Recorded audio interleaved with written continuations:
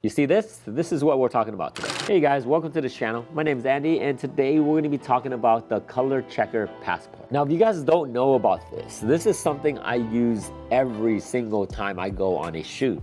I love this thing and I have it with me now. As you know that this is different than my normal studio setup. The reason why I have this is because this is what will help me color this room, this area perfectly. So this right here, if you put it in front of your camera just like this, now you go to Final Cut or whatever DaVinci Resolve or Premiere, any program you want. I have Final Cut. I'm going to show you how I correct this to get the perfect color every single time. Before we go into the editing room, I just want to say, if you're new to this channel, consider subscribing, because here we talk about photography, videography, tech, and much more. My name is Andy. Make sure you hit that subscribe button. All right, let's go and show you how to edit this.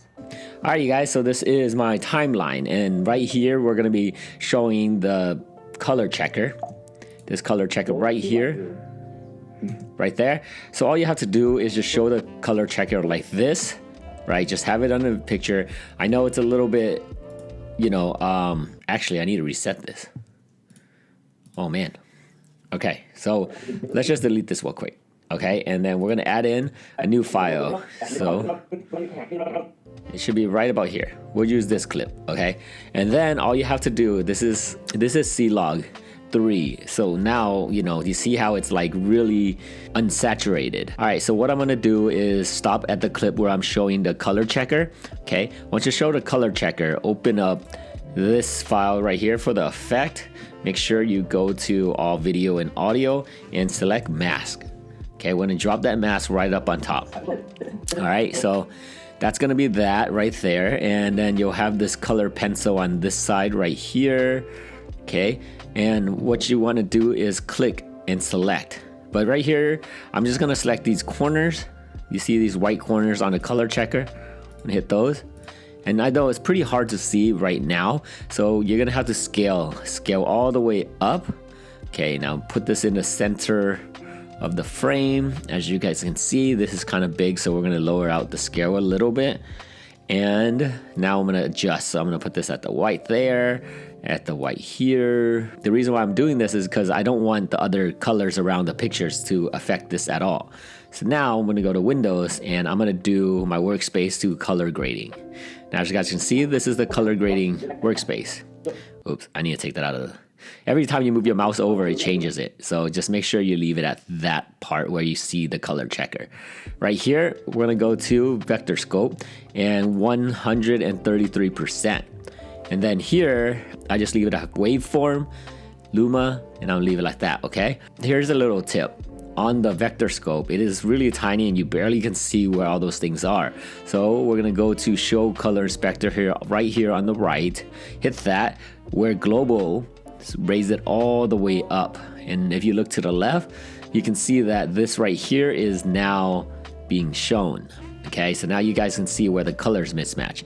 So that's why you have the color checker. So right here you see green, that's green. You see blue, that's blue. You know, cyan, purple, blue, whatever. You kind of see where we're going with this. So what I'm gonna do, okay, is I'm gonna hit hue and saturation. This is where the easiest part comes in. See this eyedropper? Hit the eyedropper, hit green. It's gonna make a mark right here. Look to the left and make sure you adjust up and down until the green hits the green box. Boom, just like that. Do it again with cyan. So now cyan, it makes a mark for you. You make sure that you're tapping the box. We got blue.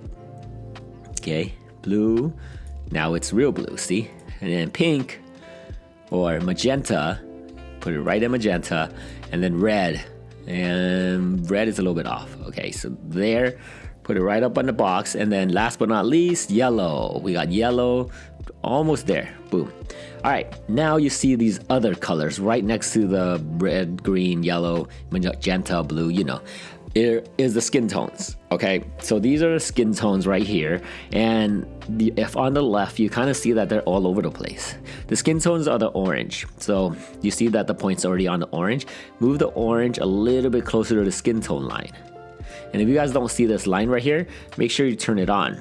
Right here it says high skin tone. You can probably have it as turning on. So I leave it around there. And then I'm gonna see it with my eyes and see how it looks like. Sometimes I like the way it looks and sometimes I don't. So pretty much that's how you get the color correct. Now if you want to get the exposure correct, you just highlight these area and you see how it's black to white. This is supposed to be white, okay? It's not supposed to be, I don't know, that yellow color right there. And then reset the saturation on global and then go over here to Luma and select RGB overlay. You're gonna start seeing the red is up here and then the blue's kind of down here and the green's in the middle. We're gonna go over here and put color curve. Once you hit color curve, on the right side of red, green, and blue, which is the top, that's the highlight. That's the highlight part right here, and the bottom part would be the bottom part here. Easy to remember, highlight and shadow. You can lower the red if you're seeing it's kind of high, just bring it down a little bit to match it. What you're trying to get is all white, okay? To make it completely white with no color. You see how already, just from that, you see the color on the white and the black? You can pretty much see that there doesn't have that red tone like earlier like this.